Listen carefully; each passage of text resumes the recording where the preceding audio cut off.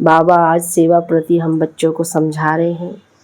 हर एक आत्माओं को बाबा का ये संदेश, बाबा का दिया हुआ ज्ञान देकर जो अनेक बातों में, अनेक तरह के दलदल में फंसे हुए हैं, उन सब को बाबा कहते हैं दलदल से निकालो, ज्ञान उनको दे करके। सच्चा सच्चा ज्ञान का सागर जो हम बच्चों को सच्चा ज्ञान आकर के दे रहा है, इनसे निकलना ही, इनसे निकालना ही सच्चा ज्ञान है। तो आज बाबा की मुरली इसी स्वरूप में चल रही है कि जितना हो सके कैसे उन आत्माओं को स्पष्ट करें, कैसे उन आत्माओं को समझाएं, उसके लिए कितना विचार सागर मंथन हम कर सकते हैं जिससे कि सहज और सरल रूप से बाबा का परिचय सबको दे सके। तो आज की समझानी हमें आत्माओं की सर्विस के लिए बाबा ने विशेष रूप से समझाया है। तो अभी सुनते हैं बाबा के महावाक्य 7/11/2022 के बाप दादा के साकार महावाक्य।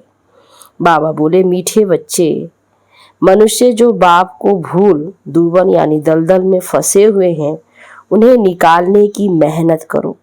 विचार सागर मंथन कर सबको बाप का सत्य परिचय दो। प्रश्न में पूछा है, गीता को किस धर्म का शास्त्र कहेंगे? इसमें रहस्य युक्त समझने की बात कौन सी है? उत्तर में, गीता शास्त्र है ब्राह्मण देवी देवता धर्म का शास्त्र। ब्राह्मण देवी देवताएं नमः कहा जाता है।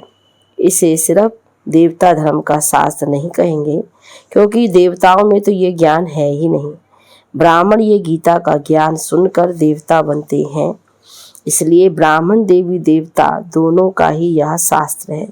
ये कोई हिंदू धर्म का शास्त्र नहीं है। बाबा ने कहा यह तो हिंदू धर्म का शास्त्र नहीं कहा जाता। ये बहुत समझने की बातें हैं। गीता ज्ञान स्वयं निराकार शिव बाबा तुम्हें सुना रहे हैं, श्री कृष्ण नहीं। गीत बजा है, न वह हमसे जुदा होंगे, न उल्फत दिल से निकलेगी। ओम शांति। बाबा बच्चों को बैठ समझाते हैं अच्छी तरह से। कौन सा बाप? हमें पारलौकिक बाप। लौकिक बाप को इतने बच्चे नहीं होते, पारलौकिक बाप के बच्चे इतने बच्चे हैं, यानी आत्माएं हैं जो याद करते रहते हैं, हे पतित पावन सर्व के सदगति दाता। वो परम पिता परमात्मा तो पिता कहकर पुकारते हैं। परम पिता परमात्मा निराकार भगवानो वाच। निराकार परमात्मा तो एक होता है ना, दो नहीं होते। बच्चों की बुद्धि में बैठा है कि ऊंचे से ऊंचा भगवान है। वे कहाँ रहते हैं? जहाँ आत्माएं रहती हैं। ईश्वर प्रभु भगवान कहने से सुख का वर्षा लेने की बात नहीं आती। बाप कहने से वर्षा याद आता है, परंतु मनुष्य बाप को नहीं जानते। भारतवासी ड्रामा अनुसार रावण मत पर अपनी दुर्गति करती हैं। तो पहले पहले ये समझाना है कि ब्रह्मा विष्णु शंकर सूक्ष्म शरीरधारी है, मनुष्य स्थूल देहधारी है, परंतु स्थूल व सूक्ष्म देहधारी को बाप नहीं कहेंगे। बाप परम पिता परमात्मा निराकार को कहा जाता है। भूल क्या हुई जो दुर्गति हुई? बाप द्वारा सच्ची गीता सुनने से सद्गति होती है। तो कोई को भी पहले पहले बाप का परिचय देना है, यह है मूल बात। परंतु कोई की बुद्धि में नहीं बैठता है, तब तो बाबा ने ये पोस्टर छपवाया है कि गीता का भगवान श्री कृष्ण बच्चा है या परमपिता परमात्मा। गीता किस धर्म का शास्त्र है? ब्राह्मण देवी देवता धर्म का कहना ठीक है। कैसे क्रिश्चियन का धर्म शास्त्र बाइबिल है, ऐसे गीता को सिर्फ देवी देवता धर्म का शास्त्र नहीं कहेंगे जब तक ब्राह्मणों को ना मिलाएं। कहते हैं ब्राह्मण देवी देवताएं नमः। बाबा ने बताया है देवताओं में ज्ञान है नहीं। वह यह भी नहीं जानते कि गीता कोई हमारे धर्म का शास्त्र है। ज्ञान है ब्राह्मणों को, सिर्फ ब्राह्मण धर्म का भी शास्त्र गीता नहीं कहेंगे, क्योंकि बाप दोनों धर्म की स्थापना करते हैं, इसलिए दोनों धर्म का शास्त्र कहेंगे। वहाँ तो कह देते हैं हिंदू धर्म का शास्त्र है, आर्य का भी कह देते। आर्य समाज तो दयानंद ने स्थापन किया, वह भल नया धर्म है, परंतु वह कोई देवी देवता धर्म के नहीं है। तो मूल बात है गीता का भगवान कौन। गीता में श्री कृष्ण का नाम डाल गीता को खंडित कर दिया है, क्योंकि मेरे से बुद्धि योग टूट गया। बाबा कहते थे शरीरधारी से बुद्धि योग लग गया और परमात्मा पिता निराकार परमात्मा से बुद्धि योग टूट गया। तो गीता में देखो बातें कितनी बताई है और गीता पाठशाला का मान कितना है। तो अभी देवता और ब्राह्मण धर्म प्राय लोप है। पुजारी लोग कहते हैं ब्राह्मण देवी देवताए नमः। उन्हों को ये मालूम नहीं है कि ब्राह्मण देवता कैसे बने, ये बताए कौन। बाप कहते हैं कि मैं ब्रह्मा मुख वंशावली बनाए देवता बनाता हूँ। तो गीता हो गई ब्राह्मण देवी देवता धर्म का शास्त्र। सिर्फ कहें देवता धर्म का तो लक्ष्मी नारायण में ज्ञान है नहीं। तो यह बात समझने की है, परंतु समझाए कौन। शिव बाबा सुनाते हैं कि रुद्र ज्ञान यज्ञ से विनाश ज्वाला प्रज्वलित हुई। कहाँ रुद्र यज्ञ, कहाँ श्री कृष्ण, फर्क है। इस ज्ञान यज्ञ के बाद फिर सतयुग में कोई मटेरियल यज्ञ रचा नहीं जाता। अब यज्ञ रचते हैं आफत मिटाने के लिए। वहाँ कोई आफत होती ही नहीं जो ये यज्ञ रचना पड़े। गीता में रुद्र यज्ञ का भी लिखा है और यह भी लिखा है कि भगवानोवाच। तो गीता में सच है आटे में नमक जितना, बाकी सब झूठ है। अब ये विचार सागर मंथन शिव बाबा नहीं करेंगे, ब्रह्मा और ब्रह्मा कुमार कुमारियों को करना है। बाबा का तो कहना हो गया, समझाना हो गया, बाकी इसका विस्तार कौन समझाएंगे। बाबा कहते ब्रह्मा बाबा या ब्रह्मा कुमार कुमारियाँ। इस समय मनुष्य तो एकदम दूबन में फंसे हुए हैं। दूबन यानी दलदल से निकलने में बड़ी मेहनत लगती है, तब तो बाप को पुकारते हैं। बाप कहते हैं तुमको 5 विकार रूपी रावण पर ही जीत पानी है। फिर सतयुग में तुम जीव आत्माएं सुख में हो। जो भी सत्संग है वहाँ तुम जाकर पूछ सकते हो, डरने की कोई बात नहीं। सब अंधकार में पड़े हैं, मौत सामने खड़ा है और कहते हैं अभी तो कलयुग में 40,000 वर्ष पड़े हैं। इसको कहा जाता है घोर अंधियारा। कुंभकर्ण की नींद में सोए पड़े हैं। कहते हैं भक्ति का फल भगवान देने आता है, सदगति देता है। तो सदगति में है ना। गीता में अगर शिव परमात्मा का नाम होता तो उसको सब मानते। तो बरोबर निराकार ने राजयोग सिखाया था। युद्ध के मैदान की कोई बात नहीं है। युद्ध के मैदान में इतना बड़ा ज्ञान कैसे देंगे, राजयोग कैसे सिखलाएंगे। मनुष्य धर्म 4 है, धर्मशास्त्र भी 4 है। अभी तो अनेक धर्म, अनेक शास्त्र, अनेक चित्र है। अब बच्चों की बुद्धि में बैठा है कि ऊंचे ते ऊंचा है शिव बाबा, फिर नीचे आओ तो ब्रह्मा विष्णु शंकर, फिर साकार में ये लक्ष्मी नारायण, फिर उनकी डिनाइस्टी। संगम पर ब्रह्मा सरस्वती बस। रुद्र ज्ञान यज्ञ जब रचते हैं तो शिव का लिंग बनाए पूजा कर फिर डुबो देते हैं। यज्ञ करते हैं और फिर बाबा कहते फिर डुबो देते हैं लिंग बनाकर। देवियों की भी पूजा कर फिर डुबो देते हैं, जो गुड्डा गुड़ियों की पूजा हो गई ना, क्योंकि उनका एक्यूपेशन कोई नहीं जानते। उनकी महिमा है पतित पावन। तो कैसे पाप आत्माओं को पावन बनाते हैं। अभी तो तुमको जगकर जगाना है, अर्थात बाप का परिचय देना है। बाप को जानते नहीं, सिर्फ पैसा कमाते कथा सुनाते रहते हैं। इससे क्या होगा। तुम विद्युत मंडली में भी जाकर समझाओ। इस लड़ाई में मरना तो सबको जरूर है। इस रुद्र ज्ञान यज्ञ से विनाश ज्वाला प्रज्वलित होती जाती है। लिखते भी रहते हैं कि हमने इतने बड़े बड़े बम्स बनाए हैं, तो कल्प पहले भी इनसे विनाश हुआ था। ये सब बम्स कोई कल्प पहले इन्होंने समुद्र में नहीं डाले थे, तो अभी भी विनाश होना है। कहते हैं विनाश काले विपरीत बुद्धि कौन, कौरव और यादव। अभी तो प्रजा का प्रजा पर राज्य है। तो यह पोस्टर लाखों के अंदाज में छपाओ, सब भाषाओं में, है ना। बाबा सर्विस के लिए जो विशेष हम बच्चों को समझाने दे रहे हैं, तो बाबा कहते हैं ऐसे ऐसे पोस्टर बना के छपवाओ और बाबा कहते लगाओ, बांटो। जहाँ जहाँ गीता पाठशाला हो वहाँ बांटते जाओ। जहाँ गीता का ज्ञान सुनाया जाता है, हम गीता पाठशाला हो, बाबा कहते वहाँ पोस्टर पर एड्रेस भी लिखी हुई हो बाबा डायरेक्शन तो देते हैं, करना तो फिर बच्चों का काम है। लिखा हुआ है शिव बाबा, तो शिव बाबा भी बाप, ब्रह्मा भी बाप, परंतु बच्चों को वर्षा शिव बाबा से मिलना है, ना कि ब्रह्मा से। ब्रह्मा को भी उनसे मिलता है। बाबा ने बहुत समझाया है कि गीता मैगजीन में भी पहले पहले बाप का यथार्थ परिचय लिखो, तो जो ब्राह्मण बनने वाले होंगे उनको झट तीर लगेगा, नहीं तो लिया और फेंक दिया। जैसे कोई बंदर को किताब दो तो एकदम फेंक देगा, समझेगा कुछ नहीं। तुम कहते हो कि यह सब ज्ञान मेरे भक्तों को और गीता पाठियों को देना, विशेष जो गीता का अध्ययन करते हैं। उसमें भी जिसके भाग्य में होगा वह समझेंगे। बाप कहते हैं ये तो है ही नर्क।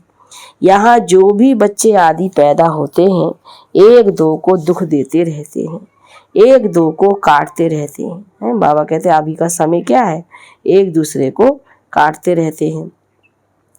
बाकी जो गरुड़ पुराण में विषय वैतरणी नदी दिखाई है वह तो है नहीं।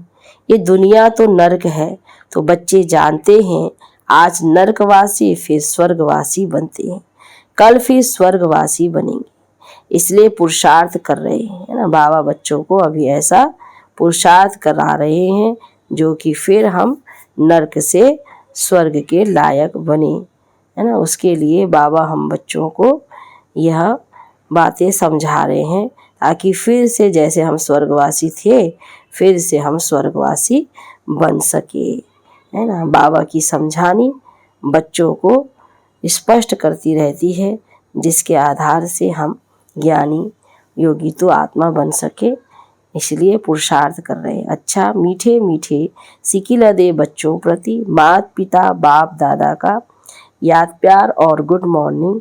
रूहानी बाप की रूहानी बच्चों को नमस्ते, रूहानी बच्चों की रूहानी बाप दादा को गुड मॉर्निंग, नमस्ते बाबा नमस्ते। ये है रात्रि क्लास।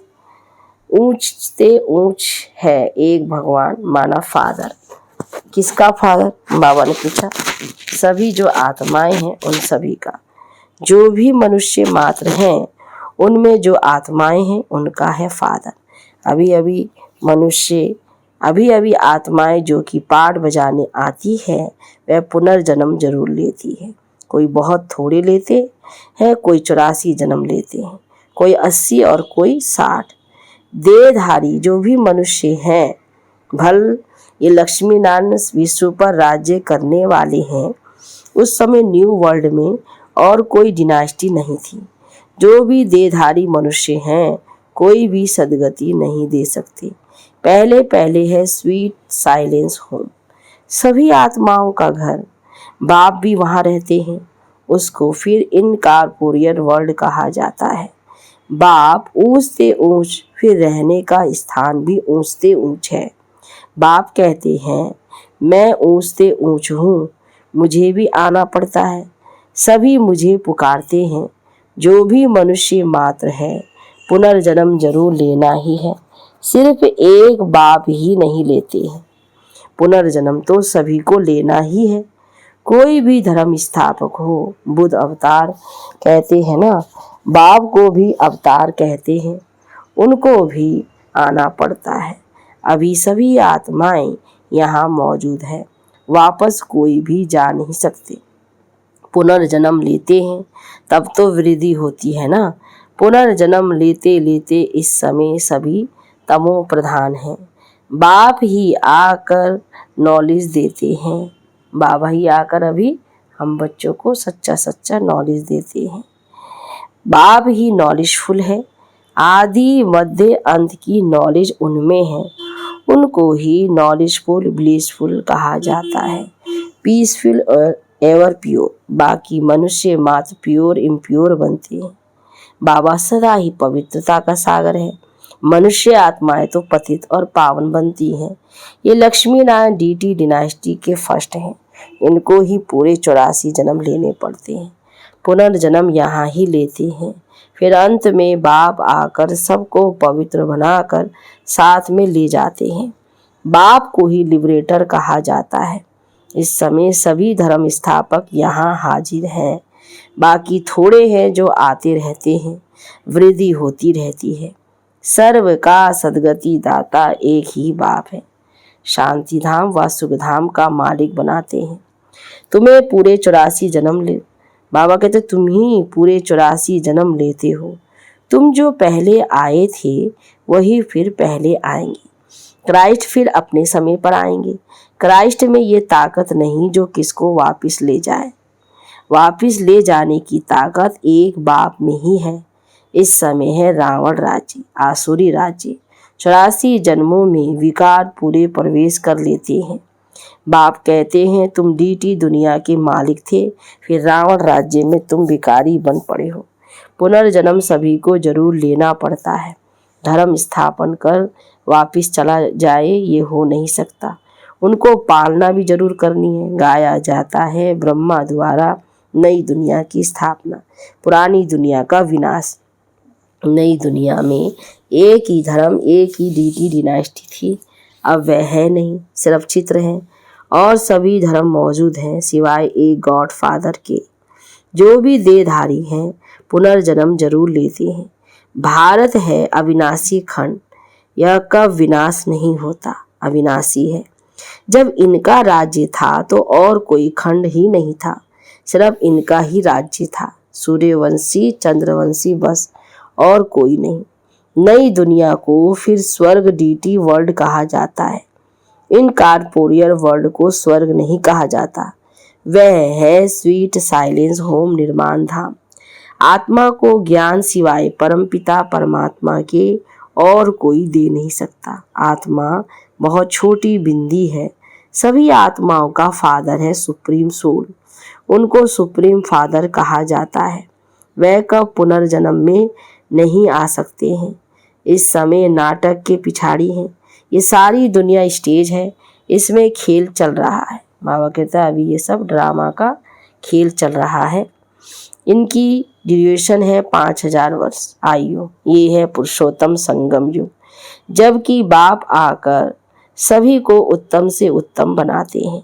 आत्माएं अविनाशी ही हैं, ये ड्रामा भी अविनाशी है, बना बनाया खेल है। जो पास हो गए फिर उसी समय पर आएंगे। पहले पहले ये आए थे, लक्ष्मी नारायण अभी नहीं है, तो सच्चा सच्चा सत का संग यह है। अच्छा, मीठे मीठे सिकी लदे रूहानी बच्चों को रूहानी बाप व दादा का याद प्यार और गुड नाइट। धारणा के लिए मुख्य सार है। पहली पॉइंट, विचार सागर मंथन कर मनुष्यों को दुबन यानी दलदल से निकालना है। जो कुंभकर्ण की नींद में सोए हुए हैं उन्हों को जगाना है। दूसरी पॉइंट, सूक्ष्म अथवा स्थूल देहधारियों से बुद्धि योग निकाल एक निराकार बाप को याद करना है। सबका बुद्धि योग एक बाप से जोड़ना है, जुटाना है। वरदान में सच्चे वैष्णव बन पवित्रता की श्रेष्ठ स्थिति का अनुभव करने वाले संपूर्ण पवित्र भव। संपूर्ण पवित्रता की परिभाषा बहुत श्रेष्ठ और सहज है। संपूर्ण पवित्रता का अर्थ है स्वप्न मात्र भी अपवित्रता मन और बुद्धि को टच नहीं करे। इसी को कहा जाता है सच्चे वैष्णव। चाहे अभी नंबरवार पुरुषार्थी हो, लेकिन पुरुषार्थ का लक्ष्य संपूर्ण पवित्रता है और यह सहज भी है, क्योंकि असंभव से संभव करने वाले सर्वशक्तिवान बाप का साथ है। कोई भी कार्य बाबा ने कहा संभव हो सकता है, क्योंकि सर्वशक्तिवान बाप हमारा अभी साथी बन कर के आया है। स्लोगन में है सहज योगी वह है जो हठ व मेहनत करने के बजाय रमणीकता से पुरुषार्थ करे। हठ व मेहनत करने के बजाय रमणीकता से पुरुषार्थ करे। ओम शांति। ओम शांति। ओम